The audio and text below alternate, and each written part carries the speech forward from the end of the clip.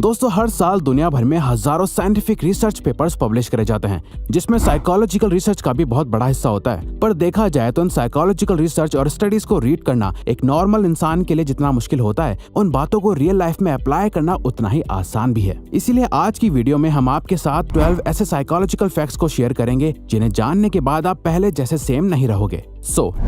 Number 1, music changes perception. हम सभी ये जानते हैं कि म्यूजिक हमारे मूड को चेंज करने का पावर रखता है। एक हाईली एनर्जेटिक सॉन्ग सुनकर आप मोटिवेटेड फील करोगे और वहीं एक सैड सॉन्ग आपको सैड और डिप्रेस्ड फील करा सकता है। आप किस टाइप का म्यूजिक सुनना पसंद करते हो, ये एक्चुअली में अफेक्ट करता है कि आप इस दुनिया को किस नजर से देखते हो। 2011 की एक स्टडी में लोगों को एक टास्क दिया गया, जहाँ उन्हें डिफरेंट म्यूजिक सुनते हुए एक पेपर पर हैप्पी और सैड फेसेस को टिक करना था। रिजल्ट ये देखा गया कि सैड म्यूजिक सुनते हुए ज्यादातर लोग सैड फेसेस को टिक कर रहे थे, वहीं हैप्पी म्यूजिक सुनते टाइम लोग हैप्पी फेसेस को चूज कर रहे थे, जिसे परसेप्चुअल एक्सपेक्टेशन का नाम दिया गया। जहां आप अपने कानों से कुछ सुनते हो तो आपका ब्रेन आपकी आंखों से सिमिलर चीजें देखने लगता है। इसीलिए एनर्जेटिक म्यूजिक वर्कआउट करते टाइम बहुत हेल्प करता है और सॉफ्ट म्यूजिक आपको फोकस करने में हेल्प करता है।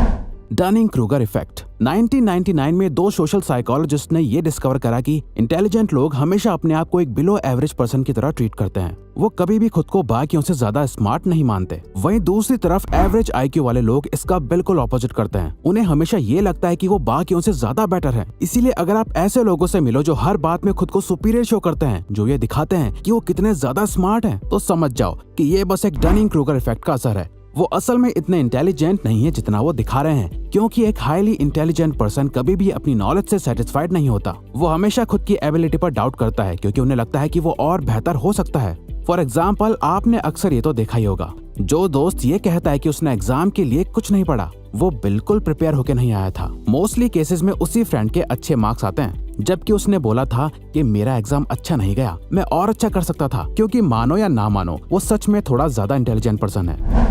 Singing reduces anxiety. इमेजिन करिए आप अपनी कार ड्राइव करते हुए अपने काम पर जा रहे हैं, जहां आपको एक इम्पोर्टेंट प्रेजेंटेशन डिलीवर करनी है। सो नेचुरली आप नर्वस और एंग्शियस फील करोगे। तो ऐसे मोमेंट में आप अपने आप को काम कैसे रखोगे? साइकोलॉजी ये कहती है कि अगर आप ऐसे टाइम पर अपना फेवरेट सॉन्ग प्ले करके खुद भी सिंगिंग करने लग जाओ। अब आपको ये सुनने में अजीब लग रहा होगा, पर सिंगिंग करने से आपके ब्रेन में एंडोर्फिन्स और ऑक्सीटोसिन रिलीज होने लगता है, जो अल्टीमेटली आपके स्ट्रेस लेवल को बहुत तेजी से कम कर देता है और आपके मूड को बेटर कर देता है। इसके अलावा ये आपके हार्ट रेट और कॉर्टिसोल लेवल को लो कर देता है, जिससे आप काम और कॉन्फिडेंट फील करने लगते हो। Power of silence. अगर आप चाहते हैं कि कॉन्वर्सेशंस आगे बढ़ती रहें पर आपको समझ नहीं आ रहा कि क्या बात करें, तो इसका सबसे सिंपल तरीका है अपने पार्टनर से कोई भी एक क्वेश्चन पूछ लो और जब वो आंसर दे दे, उसके बाद भी आई कांटेक्ट मेंटेन रखो और आपका पार्टनर साइलेंस को अवॉइड करने के लिए कुछ ना कुछ बात करने लगेगा। स्टडीज में देखा गया है, जब कोई पर्सन आपके सामने ओपन होने में स्ट्रगल करता है या अपनी फीलिंग्स को हाइड करता है, इस टाइम पर इंफॉर्मेशन निकलवाने के लिए बस एक क्वेश्चन पूछो और कुछ देर साइलेंट हो जाओ, क्योंकि किसी भी कॉन्वर्सेशन के बीच साइलेंस अच्छा नहीं लगता, जिसे अवॉइड करने के लिए वो इन्फॉर्मेशन शेयर करने लगता है या आपसे क्रॉस क्वेश्चन पूछने लगता है, जो अल्टीमेटली कॉन्वर्सेशन को मेंटेन रखता है। Playing dumb. अगर आप किसी के सामने अपना गुड इंप्रेशन बनाना चाहते हो, तो किसी ऐसे टॉपिक के बारे में बात करो जो उन्हें बहुत पसंद है और उसके बारे में उनसे सीखो। फॉर एग्जाम्पल, आप किसी से मिले जिसे कार्स में बहुत इंटरेस्ट है। अब हो सकता है कि आपको भी कार्स के बारे में बहुत नॉलेज हो, पर उनके सामने ऐसे प्रिटेंड करो जैसे आपको उनसे कम नॉलेज है और उनसे क्वेश्चंस पूछो जो सामने वाले पर्सन को कॉन्फिडेंट और स्मार्ट फील कराएगा और वो आपसे बात करने में और इंटरेस्ट शो करेंगे, क्योंकि वो जिस बारे में बात करना चाहते हैं आप उसमें अपना इंटरेस्ट शो करते हो, जो आपको एक लाइकेबल पर्सन बनाता है। और वैसे भी दलाई लामा का कहना है कि जब आप बात करते हैं तो आप केवल वही दोहरा रहे होते हैं जो आप पहले से जानते हैं, लेकिन अगर आप सुनते हैं तो आप कुछ नया सीख सकते हैं। The snake man. अगर आप किसी ग्रुप में हैं या किसी एक पर्सन के साथ भी हैं जहां आप डिनर या लंच पर मिलने आए हो और आपको लगता है कि कोई कन्फ्लिक्ट क्रिएट होने वाला है, आपकी कॉन्वर्सेशन जैसे जा रही है, आप लोगों की लड़ाई हो सकती है, तो इस सिचुएशन को अवॉइड करने के लिए अपने सामने रखा खाना खाने लग जाओ, क्योंकि अकॉर्डिंग टू साइकोलॉजिस्ट्स ईटिंग एक कामिंग एक्टिविटी है। जब लोग कुछ खा रहे होते हैं तो बाकी लोग उस एनवायरनमेंट में कंफर्टेबल फील करते हैं। तो जब भी आपको लगे कि कोई बहुत ही अग्रेसिव हो रहा है या आप लोगों की बहस होने वाली है, तो उस पर्सन के पास जाके बैठ जाओ और उन्हें कुछ खाने को ऑफर करो। ऐसे टाइम पर एक सिंपल चॉकलेट भी आपकी रिलेशनशिप को बहुत हेल्प कर सकती है। Forming a habit. आपने कभी ये सोचा है कि एक हैबिट को फॉर्म करने में कितना टाइम लगता है? पहले ये माना जाता था कि किसी भी हैबिट को फॉर्म या ब्रेक करने में सिर्फ 21 डेज का टाइम लगता है, पर एक न्यू साइकोलॉजिकल रिसर्च के अकॉर्डिंग किसी भी हैबिट को बिल्ड करने के लिए अराउंड 66 डेज लगते हैं। इसीलिए जो लोग ये सोचकर कोई भी न्यू हैबिट बिल्ड करना स्टार्ट करते हैं कि 21 डेज के बाद उन्हें आदत पड़ जाएगी, और जब वो 22nd डे पर फेल हो जाते हैं तो उन्हें बहुत डिसअपॉइंटमेंट होती है और वो क्विट कर देते हैं। रिसर्च के अकॉर्डिंग अगर आप 66 डेज को 3 फेजेस में बांट दें, जहां शुरू के 22 दिन आपको बहुत अनकंफर्टेबल फील होंगे, नेक्स्ट 22 दिन आपसे बिल्कुल हैंडल नहीं होंगे, आप ऑलमोस्ट क्विट कर देंगे, और लास्ट 22 डेज के बाद आप एक मोमेंटम बिल्ड कर लेंगे, जिसके बाद वो हैबिट आपके माइंड और बॉडी से कनेक्ट हो जाएगी, आपकी रूटीन में आ जाएगी और आप सक्सेसफुली हैबिट बिल्ड कर लेंगे।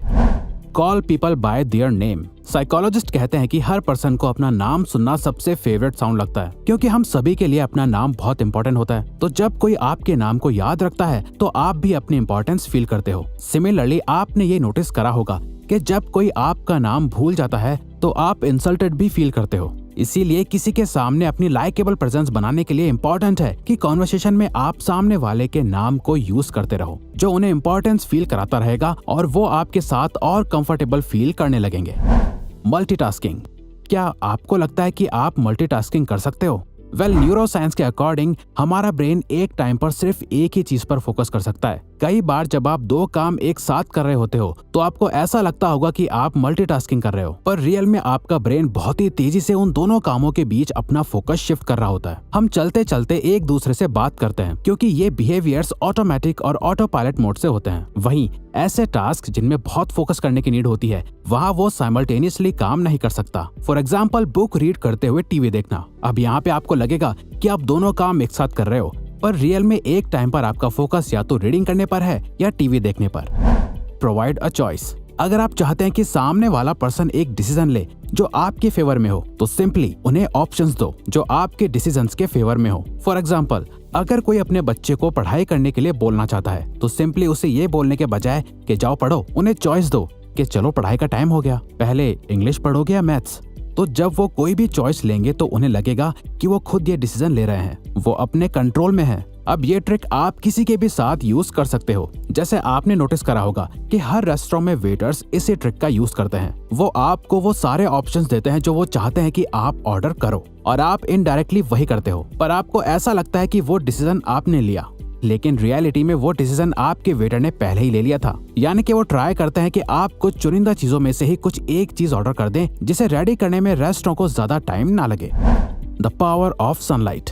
दोस्तों, आपने भी नोटिस करा होगा कि पूरा दिन अपने घर या ऑफिस में बिताने के बाद जब आप बाहर निकलते हैं तो इंस्टेंटली आपका मूड बेटर हो जाता है, क्योंकि सनलाइट के बेनिफिट सिर्फ मेडिकल फील्ड्स में नहीं है जो सिर्फ आपकी बोन्स के लिए बेटर है, बल्कि कई रिसर्च में देखा गया है कि सनलाइट कई मूड डिसऑर्डर्स जैसे डिप्रेशन को भी प्रिवेंट करता है। सनलाइट से मिलने वाला विटामिन डी मूड स्टेबलाइजर की तरह एक्ट करता है और हमारे ब्रेन में प्लेजरेबल हार्मोन्स को रिलीज करता है। और ये देखा गया है कि जिन कंट्रीज में सनलाइट की रीच कम होती है, वहाँ के लोगों में डिप्रेशन के ज्यादा सिम्टम्स देखे जाते हैं। तो आपको बस दिन में 10 मिनट डायरेक्ट सनलाइट लेनी है, जो लिटरली आपकी लाइफ को चेंज कर देगा, और ये मॉर्निंग सनलाइट होगी तो और भी अच्छा।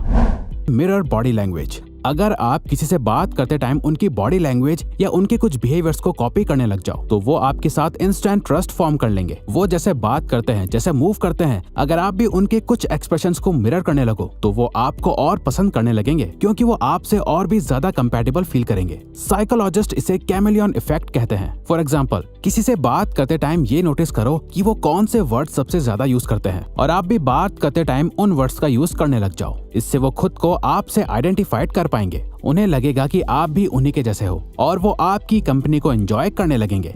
तो अगर आपको ये वीडियो अच्छी लगी तो वीडियो को लाइक और सब्सक्राइब बटन पर क्लिक करके इस चैनल को ग्रो करने में सपोर्ट करो, और बेल नोटिफिकेशन ऑन कर लीजिए ताकि आप आने वाली वीडियोस मिस ना कर पाओ। Thank you for watching.